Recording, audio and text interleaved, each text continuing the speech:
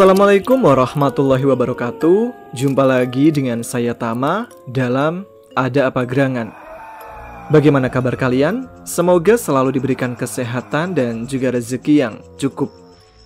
Seperti biasa, saya akan membacakan sebuah cerita mistis yang berhubungan dengan alam lelembut ataupun makhluk gaib.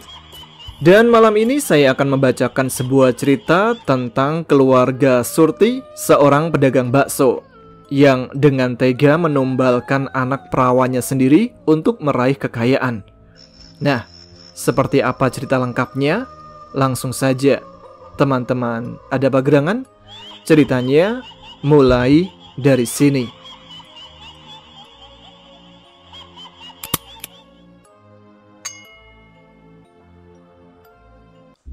Yatin duduk melamun di depan warung bakso miliknya.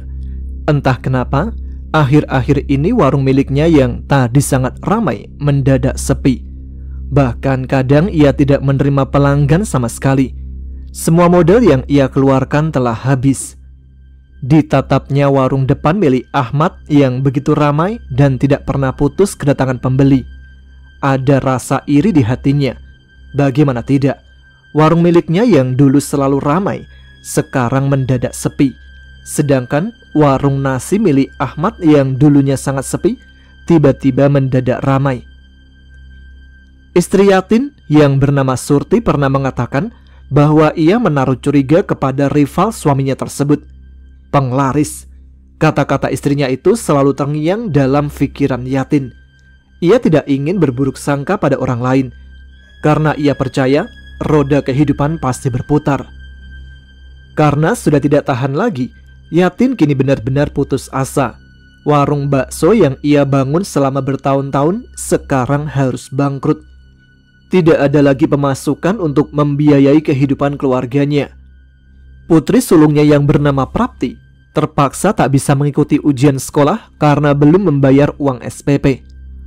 Pak, apa nggak curiga kenapa kehidupan kita tiba-tiba jadi seperti ini? Tanya Prapti ketika keluar dari kamar. Terlihat matanya masih bengkak akibat menangis semalaman. Iya pak, apa nggak coba tanya teman-teman bapak dulu? Saut istri Yatin yang duduk di sampingnya. Yatin menghembuskan nafas berat lalu berkata, "Tanya apa bu?" "Sudahlah pak, percuma ngomong hal ini sama bapak. Lebih baik ibu yang bergerak sendiri." Melihat istrinya yang pergi dengan begitu emosi, Yatin hanya mengelus dada. Bukannya tidak curiga, tapi ia berusaha berpikir positif. Terlebih lagi, mereka adalah pendatang di kota ini. "Prapti curiga kalau warung kita itu diguna-guna pak." Prapti duduk di samping Yatin, mengutarakan semua isi hatinya. Ia benar-benar tidak tahan hidup seperti ini. Terlebih lagi, ada temannya yang mengatakan bahwa setelah makan di warung milik keluarganya, ia dan keluarganya langsung sakit perut. Ada juga yang mengatakan kenapa warungnya tidak pernah buka sama sekali. Mendengar perkataan sang anak, Yatin mulai berpikiran aneh-aneh. Warungnya bahkan baru 3 hari ini tutup. Tapi kenapa banyak orang yang mengatakan bahwa ia tak pernah berjualan sama sekali? "Udah malam, sebaiknya kamu tidur.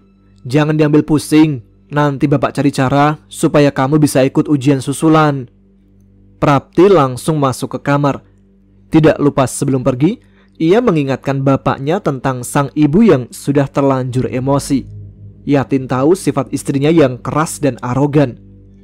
Benar saja, keesokan harinya, istri Yatin mengamuk di depan warung nasi milik Ahmad. Ia dan beberapa warga meneriaki Ahmad adalah seorang dukun. Bahkan tidak segan-segan ia melempari etalase kaca milik Ahmad dengan batu hingga retak dan hampir pecah. Ahmad pun keluar dengan tergesa-gesa. "Sabar ibu-ibu, sabar. Saya tidak tahu salah apa, tapi tolong jangan seperti ini." Sebuah lemparan batu dari istri Yatin mengenai kepala Ahmad. Sontak istri Ahmad berteriak dan menangis melihat darah yang mengucur dari kepala suaminya. Ia tidak tahu masalah apa yang terjadi.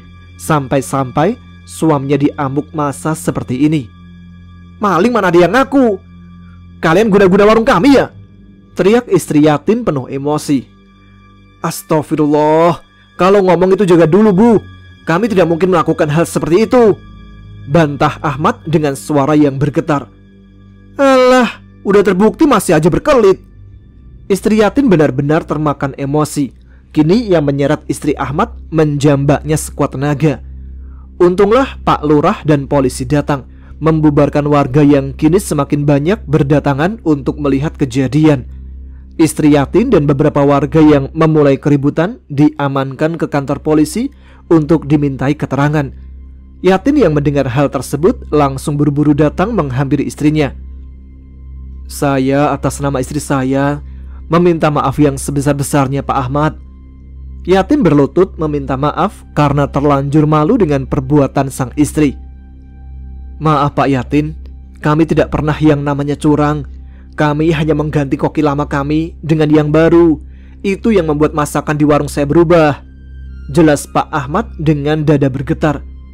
Sudah dijelaskan bagaimanapun, Surti masih tetap pada pikirannya bahwa selama ini warungnya telah diguna-guna oleh orang. Padahal warungnya memang sering tutup karena pegawainya yang malas-malasan. Semua kesalahpahaman telah diselesaikan. Pak Ahmad dan istrinya telah memaafkan istri Pak Yatin, walaupun mereka tahu nantinya warung mereka akan terkena dampaknya. Surti diam-diam pergi bersama temannya untuk menemui Mbah Kramat untuk meminta pesugihan agar warungnya kembali ramai. Karena sudah terlanjur malu dan tidak sanggup lagi hidup serba kekurangan, jalan satu-satunya ialah memilih cara instan seperti ini. Tentu saja ia tidak memberitahu suaminya. Kamu harus melakukan ritual dulu. Surti menelan ludah. Ia melirik temannya, takut namun mau bagaimana lagi. Apa itu Mbah? Tanya Surti ragu kalau ia bisa lolos dalam ritual ini. Kamu harus mandi di 7 sumur dan mengambil tali pocong yang mati ketika perawan. Mendengar ucapan Mbah Kramat, ingin sekali rasanya ia mundur, namun ditahan oleh temannya. Baiklah Mbah, saya setuju. Malam itu, Surti melakukan ritual seperti yang sudah dijanjikan. Mbah Kramat menjelaskan bahwa di hutan ini terdapat 7 sumur tua. Surti harus berendam di dalam sumur dan melafalkan mantra yang telah diberikannya. Jika kau mendengar atau melihat sesuatu yang aneh, jangan kau hiraukan, terus saja pada ritualmu. Terang Mbah Kramat semakin membuat bulu kuduk Surti berdiri. Apa itu Mbah? Tanya Surti dengan suara bergetar. Nanti kau akan tahu sendiri. Mbah Kramat memimpin perjalanan, diikuti Surti yang sudah memakai kemben dan membawa nampan berisikan kembang 7 rupa dan juga menyan yang telah dibakar. Surti lalu masuk ke dalam sumur tua yang tidak terlalu dalam. Dinginnya malam membuat tubuh Surti menggigil ketika masuk ke dalam air. Mulutnya komat-kamit melafalkan mantra. Beberapa menit telah berlalu, tidak ada gangguan apapun di sumur pertama. Setelah selesai di sumur pertama, ia lalu pindah menuju ke sumur kedua yang tidak terlalu jauh letaknya. Dengan membawa senter, Surti mempercepat langkah kakinya. Namun tiba-tiba, dia mendengar sosok sedang tertawa. Jangan ganggu saya, gumam Surti tanpa melihat ke sumber suara. Terlihat sosok kuntilanak sedang terbang mengikutinya dari arah belakang sambil tertawa cekikikan. Surti hanya bisa berjalan lurus dan kadang memejamkan matanya ketika sosok kuntilanak itu berada tepat di samping wajahnya. Akhirnya, ia pun sampai juga di sumur kedua. Surti lalu menghidupkan dupa dan langsung masuk ke dalam sumur. Sumur kedua sama sekali tidak dalam. Bahkan Surti bisa duduk bersila tanpa merasakan dingin karena airnya hanya semata kaki. Dalam diamnya, Surti samar-samar mendengar suara desisan ular. Namun ia tak berani membuka mata dan terus melafalkan mantra. Seekor ular berkepala manusia namun tidak memiliki hidung dan memiliki gigi taring yang begitu tajam bergerak perlahan ke arah Surti. Ular itu melilit Surti dan menjilati sejengkal demi sejengkal tubuh Surti dengan lidahnya. Surti yang merasakan geli dan takut hanya bisa meringis menahan tangis. Ia tidak ingin ritualnya gagal kali ini. Setengah jam telah berlalu. Tiba-tiba saja ular yang melilitnya tadi menghilang begitu saja. Suara burung gagak menandakan bahwa Surti sudah harus pindah ke sumur lainnya sebelum azan subuh berkumandang. Surti pun berteriak dan mengambil nampan yang tergeletak di samping sumur, lalu berlari menjauh dari sumur yang menjadi tempat tinggal ular siluman itu. Di sumur ketiga, entah gangguan apa lagi yang akan ia hadapi untuk menyelesaikan ritualnya kali ini. Surti terdiam ketika mendengar suara seorang yang begitu mirip dengan suara putrinya ketika berada di sumur terakhir. Sebentar lagi subuh, ia harus menyelesaikan ritual itu. Semakin khusyuk Surti melafalkan mantra, semakin terdengar jelas pula suara itu. "Mah, tolong berhenti, Mah." Suara itu terdengar begitu memalukan. Sembari menangis, Surti menyiramkan kembang 7 rupa ke tubuhnya. Hatinya ingin sekali membuka mata dan mengecek dari mana asal suara tersebut. Surti membuka matanya ketika mendengar ucapan yang suaranya begitu mirip dengan anaknya, namun seperti diiringi suara serak seorang pria. Untunglah ia membuka mata setelah ritual itu selesai. Setelah terdengar suara kumandang azan subuh, Surti buru-buru keluar dari sumur dan segera berjalan menuju gubuk tua milik Mbah Keramat. Hatinya was-was karena mengingat suara tolong tadi. Ketika sampai di gubuk, Surti terperanjat kaget ketika melihat temannya sedang berhubungan badan dengan Mbah Keramat. Surti berjalan keluar dengan langkah yang sangat pelan. Takut jika ketahuan, maka ia juga diminta untuk melayani pria tua bangka yang penuh dosa itu. "Masuklah, aku tidak akan menyuruhmu untuk melayaniku," ucap Mbah Keramat seolah mengetahui apa yang ada di pikiran Surti. Surti hanya mengangguk. Ia tak bisa membayangkan betapa jijiknya jika harus melayani pria tua yang sudah bau tanah itu.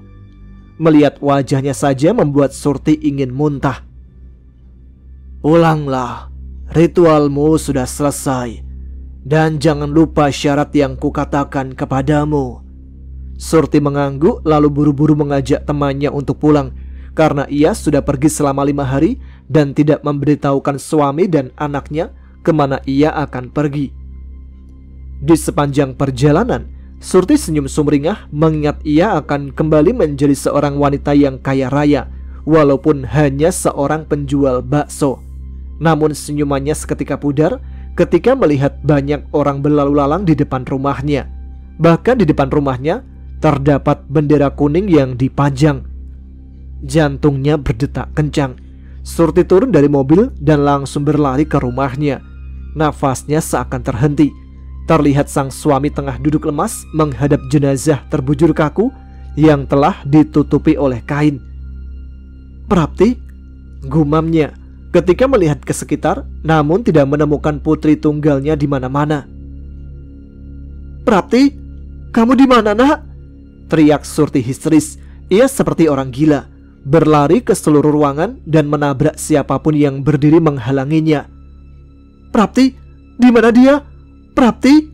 Tangisnya pecah, tubuhnya terkulai lemas hingga harus dibopong ke dalam kamar. Setelah sadar, Surti berjalan gontai keluar kamar. Ditatapnya tubuh Prapti yang sudah terbujur kaku tak bernyawa. Perlahan, ia membuka kain putih penutup wajah Prapti. Tangisnya pecah lagi, mengetahui wajah putrinya seperti terbakar dengan mata melotot merah hingga hampir keluar dan lidah yang menjulur. Surti berteriak seperti orang gila. Ia melihat jenazah Prapti duduk dan menatap tajam, lalu menyalahkannya. Para pelayat yang hadir mengira bahwa Surti merasa bersalah karena ia tidak di samping putrinya ketika Prapti sekarat. Ya, mobil sang pacar seolah menabrak sesuatu seperti tembok dinding, padahal ia mengemudi dengan kecepatan sedang. Ketika kecelakaan itu terjadi, mereka berdua langsung keluar dari mobil. Anehnya, menurut penuturan sang pacar, tubuh Prapti seolah ada yang menarik sehingga tak dapat keluar dari mobil. Dan seketika itu, mobil pun meledak dan terbakar bersama Prapti di dalamnya. Seminggu setelah kematian Prapti, Surti sudah beraktivitas seperti biasa. ia mendapatkan pesan dari temannya bahwa Prapti adalah tumbal dari pesugihan yang telah ia jalani. Karena harus menjalankan syarat yang terakhir, Surti tidak boleh berlarut-larut dalam kesedihannya. Ia dan temannya duduk di sebuah restoran mahal. Surti pun menceritakan bahwa dirinya kesulitan untuk mendapatkan syarat terakhir. Entah dapat ide dari mana, temannya itu menyarankan agar Surti mengambil tali pocong milik Prapti, anaknya. Bukankah Prapti mati dalam keadaan masih gadis dan belum menikah? Awalnya Surti menolak, namun diyakinkan oleh temannya. Malam harinya, Surti bergerak sendiri menuju makam Prapti. Ia menggali lagi makam putrinya. Hatinya terasa sakit, namun mau bagaimana lagi? Tak mungkin ia mundur karena sudah sejauh ini. Apalagi putrinya sudah menjadi tumbal dan tidak akan bisa hidup lagi. Maafkan mama, nak. Surti menutup matanya ketika ia mencopot tali pocong milik Prapti. Setelah selesai, ia langsung buru-buru keluar dari lubang kubur. Mau kemana, Ma? Prapti ikut. Mendengar itu, Surti pun berlari tunggang langgang ketika melihat pocong Prapti bangun dan berdiri di lubang kuburnya. Pocong itu pun mengejar Surti, tidak melompat seperti di film-film, melainkan terbang dan kadang menghilang lalu muncul kembali di depan Surti. Surti tak peduli lagi bahwa pocong menyeramkan itu adalah putrinya. Yang ia pikirkan sekarang harus segera kabur dari tempat pemakaman sebelum ketahuan penjaga makam. Esok harinya, tentu saja para warga geger karena makam Prapti yang baru seminggu berantakan dan bahkan mayat Prapti menghilang dari sana. Surti pura-pura sedih di depan warga, padahal ia sendiri yang mencuri tali pocong milik putrinya. Tapi anehnya, kemana hilangnya pocong Prapti? Tidak mungkin karena mengejarnya semalam, Prapti lupa jalan pulang menuju kuburannya. Entahlah, Surti hanya berharap Prapti memaafkannya di alam baka kelak. Itu juga kalau bertemu kembali. Sedangkan Yatin, entah kenapa, semenjak kepergian putrinya, ia menjadi pendiam, bahkan tak pernah bersosialisasi dengan tetangga ataupun teman sekarang. Yatin hanya menuruti apa yang dikatakan oleh Surti. Dan ternyata, Surti juga mengguna-gunai suaminya sendiri agar tunduk dengan semua perkataannya. Sungguh istri yang benar-benar kejam, rela berbuat apa saja demi kepuasannya. Tepat di jam 2 malam, Surti pergi ke dapur untuk memasak kuah bakso yang akan ia jual keesokan harinya. Tentu saja dengan ritual dan bahan-bahan yang telah ia persiapkan sebelumnya. Surti mengambil sebuah kotak kecil yang ia letakkan di bawah meja kompor, membukanya, lalu mengambil tali pocong mati perawan milik Prapti. Dengan konsentrasi yang amat sangat, wajah Surti memerah, matanya mendelik ke atas. Ia lalu memasukkan tali pocong tersebut ke panci yang berisikan kuah bakso yang tengah mendidih, lalu mengaduknya. Surti tersenyum licik. Pasti warung baksonya siang nanti akan ramai dikunjungi orang-orang yang tak sabar ingin mencicipi bakso dengan tali pocong mati perawan di warungnya. Keesokan paginya, Yatin sedang bersiap-siap untuk membuka warung bakso miliknya. Sebelum itu, Surti memberikan sebuah kopi hitam untuk Yatin minum. Tentu saja kopi yang telah diguna-guna oleh Surti. Ingat, Pak, jangan ada siapapun yang masuk ke dapur dan mengintip ke dalam panci kuah bakso kita, termasuk karyawan, ngerti? Perintah Surti pada Yatin. Laki-laki itu hanya bisa mengangguk tanpa ekspresi sama sekali. Dan benar saja, warung bakso Surti yang baru dibuka 1 jam sudah ramai dikunjungi pembeli. Mereka berdesak-desakan cuma untuk merasakan bakso di warung Surti. Bahkan ada yang rela mengantri hingga berjam-jam hanya untuk membeli. Karena merasa ini akan terjadi, Surti sudah dulu mempekerjakan beberapa karyawan dan membuat stok bakso yang lumayan banyak. Karena ia tahu pocong peliharaannya pasti akan menarik semua pelanggan yang lewat di depan warung miliknya. Setahun sudah usaha milik Surti berjalan. Sekarang ia membuka beberapa cabang di kotanya. Setiap jam 2 malam, ia sudah harus bangun dan membuat bumbu untuk kuah bakso yang akan ia bagikan pada setiap warung di pagi harinya. Malam ini adalah setahun Prapti. Surti dan Yatin menolak untuk mengadakan tahlilan dengan alasan sibuk dan tak sempat karena tak ada yang memantau warung bakso mereka.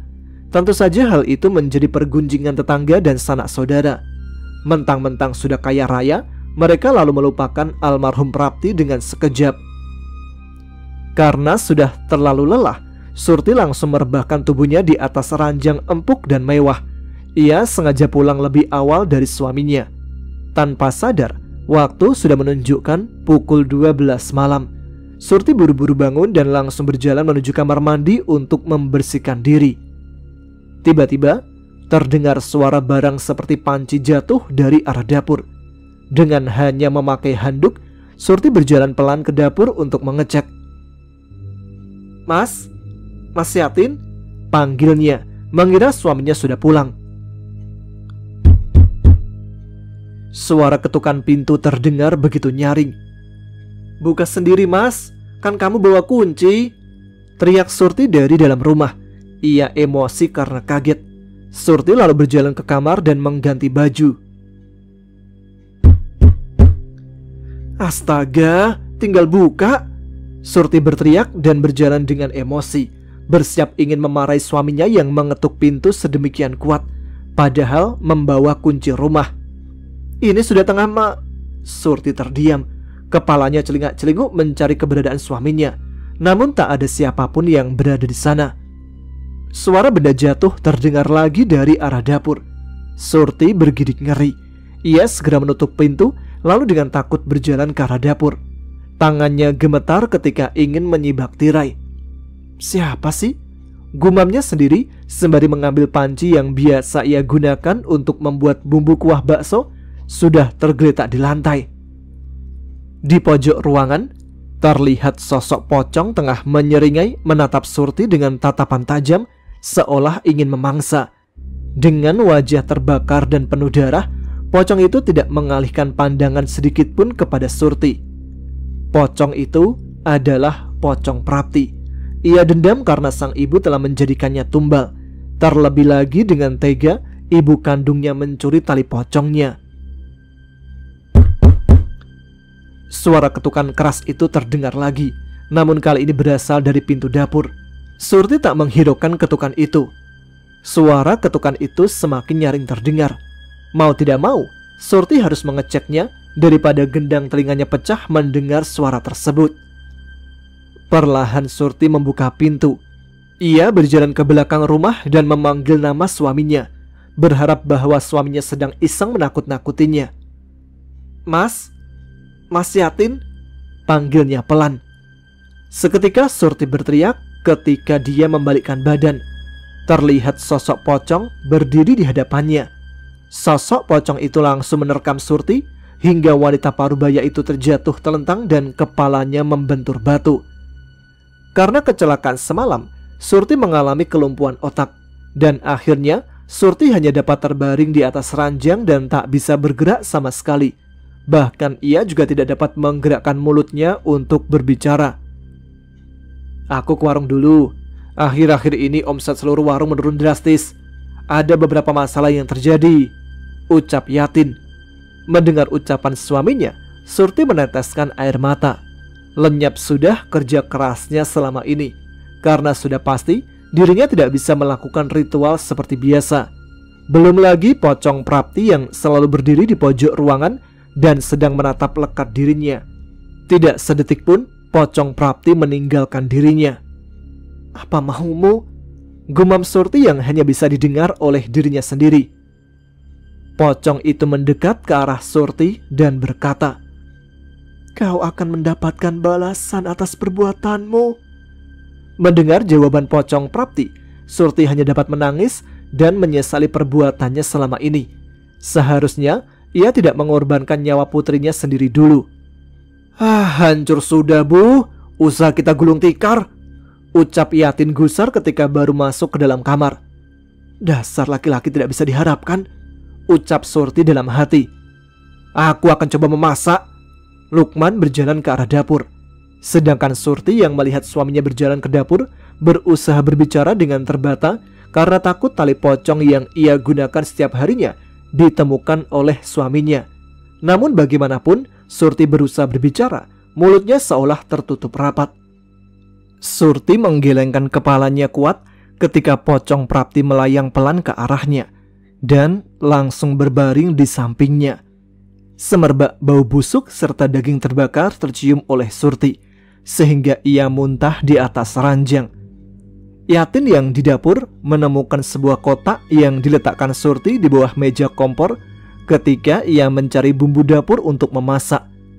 Setelah membukanya, Yatin merasa emosi dan segera berlari ke kamar. Melihat Surti yang mengotori tempat tidur, emosi Yatin semakin meningkat. Ia lalu menarik pergelangan tangan Surti sehingga istrinya itu terjungkal jatuh dari ranjang. Dengan wajah memelas dan tidak henti-hentinya menangis, Surti berusaha memohon maaf pada suaminya. Namun, ia tetap tak bisa mengeluarkan sepatah kata pun. "Jadi selama ini, kau berbuat kotor dan keji seperti ini?" tanya Yatin penuh amarah. "Jangan-jangan Prapti meninggal karena kau jadikan tumbal, ha? Jawab aku!" Tangan Yatin mengepal. Tanpa rasa kasihan, ia mengambil ikat pinggang dan langsung memukuli Surti yang tak bisa bergerak sama sekali. Dengan emosi yang masih meledak-ledak, Yatin mengambil koper dan mengemaskan semua baju, perhiasan, sertifikat tanah, dan uang yang bisa ia bawa. "Sebelum aku jadi tumbal selanjutnya, lebih baik kau yang mati duluan." Yatin langsung berjalan keluar dan segera pergi dengan mobil yang dibeli oleh Surti. Yatin lalu menginjak pedal gas agar segera sampai di toko emas langganan istrinya untuk menjual perhiasan istrinya. "Bapak!" Yatin menghentikan mobilnya mendadak. Untunglah waktu itu jalanan lenggang karena sudah begitu larut malam. Yatin mendengar jelas suara Prapti yang memanggilnya. "Bapak, Prapti sakit, Pak. Tolong bebaskan Prapti." "Prapti? Kamu di mana, Nak?" Yatin keluar dari mobil dan mengecek sekelilingnya. Di hatinya masih tidak mengikhlaskan kepergian putri tunggal yang sangat ia cintai. Terlebih lagi, ia mengetahui bahwa istrinya rela menumbalkan putrinya sendiri. "Bapak, Prapti di bawah, Pak." Yatin yang mendengar suara itu langsung mengecek kolong mobil. Dari kolong mobil terlihat sesuatu yang melayang seperti pocong, namun hanya terlihat bawahnya saja, sedang berdiri di belakang bagian mobil. Yatin langsung berdiri. Namun tiba-tiba sebuah mobil tronton melaju dengan kecepatan tinggi dan menabrak mobil beserta Yatin yang tengah berdiri mematung karena kaget setelah melihat sosok pocong berdiri begitu dekat dengan dirinya. Mobil Yatin terbakar seketika dan dia pun terlempar jauh dari tempat kejadian. Tubuhnya menabrak pohon besar sehingga hancur. Tubuhnya terbelah dua, kepalanya hancur, kakinya terlepas dan terpelanting entah kemana. Para penduduk setempat yang mendengar suara dentuman keras lalu keluar dan mengecek apa yang terjadi. Mereka hanya melihat sebuah mobil terbakar dan tidak ada korban jiwa di dalam mobil tersebut. Mayat Yatin akhirnya ditemukan 3 hari setelah kejadian karena mayatnya terlempar begitu jauh hingga ke semak-semak dan ditutupi oleh daun kering yang berjatuhan dari pohon besar. Sedangkan Surti, tubuhnya ditemukan tewas membusuk setelah 1 minggu ketika saudaranya datang untuk menjenguk. Surti tewas dengan perut yang membesar dan hampir meledak. Matanya melotot seolah dicekik. Dan akhirnya terbongkar kelakuan Surti selama ini. Seorang ibu yang rela menumbalkan anaknya sendiri lalu mencuri tali pocong putrinya untuk dijadikan pesugihan agar usahanya berhasil. Setelah semua selesai, para warga berharap semuanya kembali normal. Namun, sampai saat ini, pocong Prapti masih bergentayangan di sekitar Wonogiri untuk mencari tuan baru karena ia sudah terlanjur menjadi korban perjanjian dengan iblis. Baik, itu dia kisah hidup dari Surti dan suaminya yang bernama Yatin, yang akhirnya mereka harus mendapatkan imbalan atas apa yang mereka perbuat. Baiklah, terima kasih untuk teman-teman sekalian. Semoga dapat menghibur waktu sebelum tidur kalian. Kita jumpa lagi di episode selanjutnya. Jadi silakan subscribe bagi yang belum, share videonya, like jika perlu. Dan juga tuliskan komentar, tunjukkan eksistensi kalian. Oh iya, jangan lupa juga untuk follow Instagram kami di @aagchannel. Follow juga akun TikToknya yang ada di sini ya. Dan sekarang saya Tama harus pamit. Selamat malam, selamat beristirahat. Wassalamualaikum warahmatullahi wabarakatuh.